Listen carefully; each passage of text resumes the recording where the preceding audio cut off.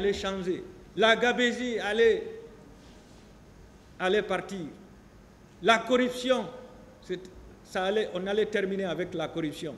Le narcotrafic, il a placé un vaillant gendarme sorti de l'EMIA qui était prêt à tout pour lutter contre le narcotrafic. Nous tous, on avait de l'espoir. J'ai dit à tous mes amis qui sont à l'étranger, revenez, arrêtez l'aventure. On a eu un président. Revenez. Ils se sont moqués de moi, ils m'ont dit, on te donne 6 mois. 6 mois seulement. Après, on va te répondre. Donc, Mamadou Baïlo Diallo qui disait, étant enfant de Dadis, nous étions allés au stade et au palais pour voir le capitaine Dadis. On n'avait pas été réprimés. Lorsque nous sommes venus au stade derrière les leaders politiques, on a été réprimés. Quand c'est pour lui, vous êtes les bienvenus. Quand c'est pour les leaders politiques, vous êtes persona non grata. C'est ça le problème. Une fois à l'intérieur du stade, ils ont commencé à lancer des gaz. Quelque temps après, j'ai vu les véhicules à bord desquels il y avait des bérets rouges. J'ai reconnu le colonel Claude Pivy. Et j'ai dit que si c'est lui, ils vont tuer. Je précise que je suis sur la partie du colonel Claude Pivy. Lui, il a reconnu le colonel Claude Pivy. Et il dit que si c'est lui, ils vont tuer. Et c'est pourquoi ils ont tué, parce que le colonel Claude Pivy était là. Tous ceux qui portaient les coris, c'était son groupe. Disons la vérité. C'est lui qui était le chef de tous les porteurs de courrier, tous les porteurs de bandes rouges, sur la tête, au niveau du bras, et même au niveau du canon. Il y a des canons qui étaient munis de bandes rouges pour dire que nous sommes venus pour verser du sang. J'ai vu quelqu'un frapper Elhadji Cellou Dalein. J'ai essayé de monter sur un arbre. Un militaire m'a fait descendre et m'a bastonné à mort. J'ai été transporté par des jeunes jusqu'à la porte. D'autres m'ont pris pour me déposer chez Dr Sou. Ce dernier nous a référés à Donka. Vers 3 heures du matin, ils sont venus chercher les corps à la morgue. C'est ça le problème. Même les corps déposés à la morgue ont été repris. Les corps déposés par les ambulances ont été repris par les bérets rouges pour les faire disparaître. Parce que l'opinion nationale et internationale ne devrait pas savoir le nombre de morts. Ils allaient perdre le pouvoir. Et c'est pourquoi le capitaine disait, le pouvoir est à terre. Ils vont le regretter, il faut les massacrer. Sur la complicité des tortures, je suis avec le colonel Claude Pivy. Suivant PV d'audition de partie civile en date du 4 février 2013 de M. Sadou Barry, enseignant-chercheur, domicilié à Kolomaï, déclaré devant le pool qu'il y a eu des tortures abominables dans les bâtiments de Thieboro et de Claude Pivy. C'est un intellectuel qui parle. Sur les coups et blessures volontaires et complicité, à l'audience du 24 mai 2023, M. Mamadou Ali Mouba déclaré devant ce tribunal, citation, après avoir reçu une balle sur le pied, balle tirée par le colonel Claude Pivy et son groupe, qui quittait Petit Simbaya vers Koza, j'ai été déposé à Donka.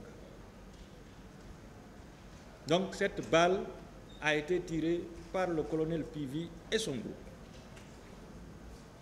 C'est là où la partie civile le reproche de coups et blessures par arme à feu. Sur les violences, pillages, destruction des biens mobiliers et vols, à l'audience du 12 février 2024, M. Alpha Mahmoud Diallo, témoin, déclaré devant ce tribunal, citation, à mon retour du stade, Je suis allé chez Elhadji Sellou. De là, j'ai entendu une sirène venant de la Bellevue. Soudain, des jeeps se sont garés à la devanture. Les bérets rouges sont rentrés à l'intérieur. Le colonel Claude Pivy était parmi eux. Ils ont détruit les pare-brises des véhicules garés dans la cour. Ils ont pillé tout le contenu de la maison. Ils étaient armés de fusils et de coupe-coupe. Il y a un militaire qui m'a blessé avec son couteau à l'épaule. Donc, Monsieur le Président, il y a eu violence, pillage, destruction des biens meubles. Bref, et vol. À la lumière des déclarations des parties civiles, des témoins, les témoignages apportés à l'instruction préparatoire et à la barre de ce tribunal, le colonel Jean-Claude Pivy, alias Koplak, ministre de la Sécurité présidentielle, s'est rendu coupable de plusieurs infractions à travers la responsabilité du commandement et de sa participation personnelle et individuelle dans la commission de dites infractions. Il s'agit, entre autres, d'assassinat, de complicité d'assassinat, coups et blessures volontaires par arme à feu, complicité de coups et blessures, complicité de torture, violence, complicité de viol, complicité de pillage, destruction des biens mobiliers et vol. Vous le déclarerez coupable et convaincu de toutes ces infractions. Le capitaine Moussa Dadis Camara, président de la transition. C'est le gros morceau. Sur les préparatifs du massacre du 28 septembre et les jours suivants. Monsieur le Président, honorable assesseur, vous remarquerez qu'il y a eu plusieurs étapes dans la préparation, dont entre autres.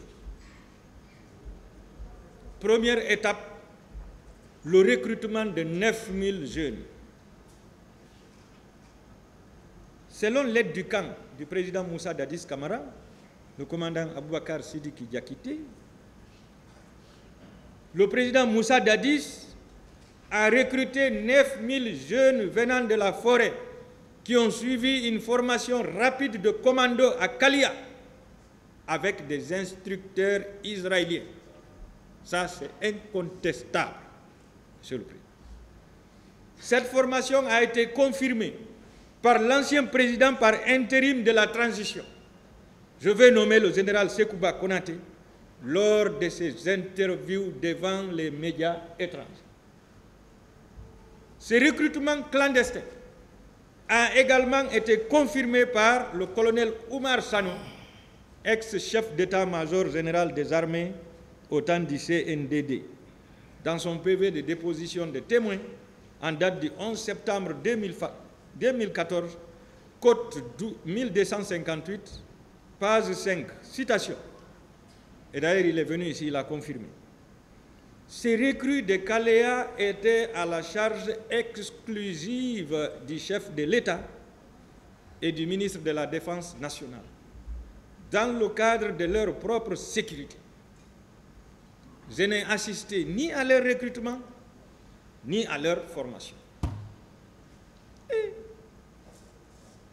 ça, c'est du jamais vu. C'est une milice. Le chef d'état-major général des forces armées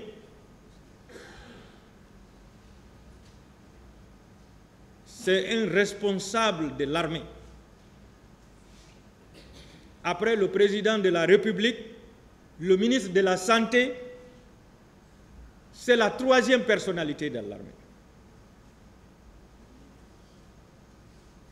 Aucun recrutement, aucune formation ne peut se faire sans passer par lui, lorsque c'est légal. C'est lui qui initie le recrutement, c'est lui qui prépare le budget, c'est lui qui met les hommes en place pour le recrutement. Et c'est lui qui prépare la formation. Et après les mutations. Mais lorsque le chef d'état-major n'est au courant de rien, il n'a été associé ni au recrutement, ni à la formation, ça veut dire que c'est un recrutement clandestin.